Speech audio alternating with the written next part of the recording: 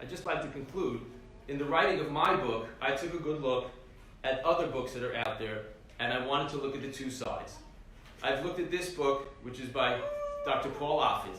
Dr. Offit is arguably one of America's foremost proponents of vaccination, and he's written a very nice book. It's actually a very impressive book. I enjoyed reading it, and it's full of information.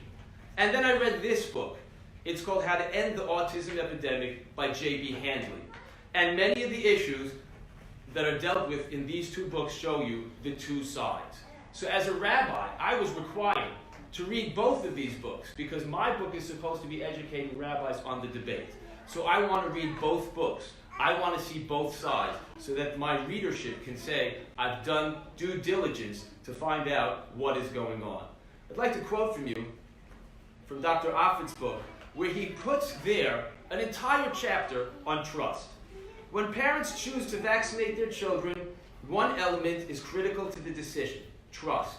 A choice not to vaccinate is a choice not to trust those who research, manufacture, license, recommend, promote, and administer vaccines, specifically the government, pharmaceutical companies, and doctors. If we are to believe that vaccines are safer than the diseases they prevent, we're going to have to trust those responsible for them.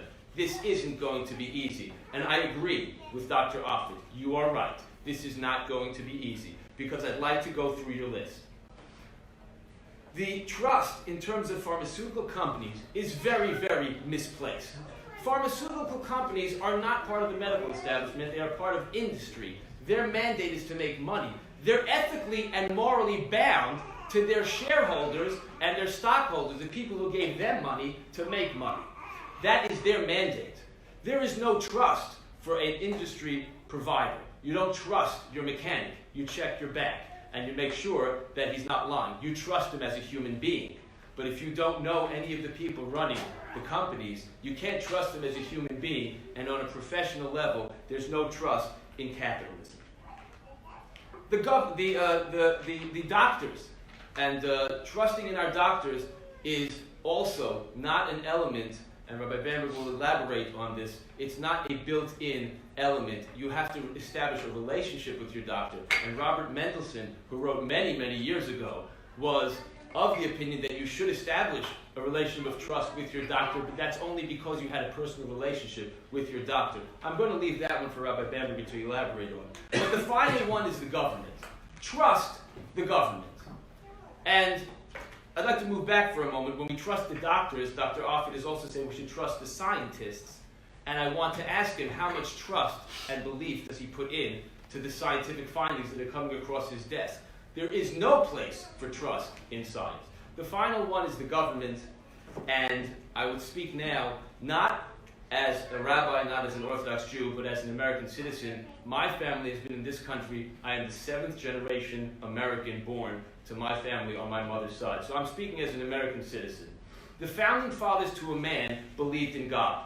But what they wanted to do was establish a country that everyone could worship as they believed. And they had to protect the right of the atheist not to believe, as well as the right of the believer. But they did not mean to establish a country based on atheism.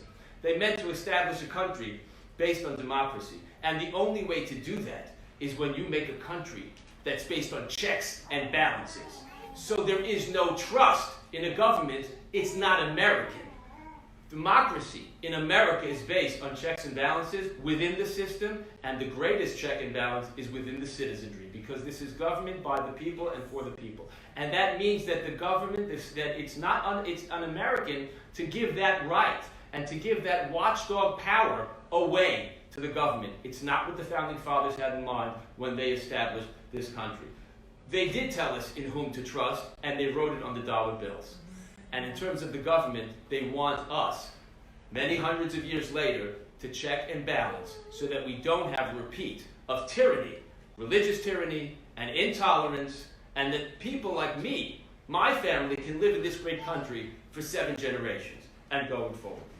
So we are here to state unequivocally, again, as we said, that there are Orthodox rabbis who obligate people to vaccinate.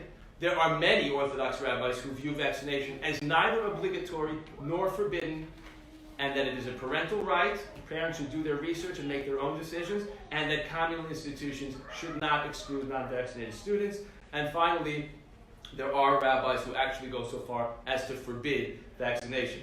My colleague will elaborate on those 2 points, but that means that if a citizen in the state of Connecticut submits a religious exemption letter stating, I am Jewish, and my sincerely held belief opposes vaccination for my children, that is a valid document. That is plausible. There is much room and much basis in the Jewish faith to support that statement and that letter. Thank you.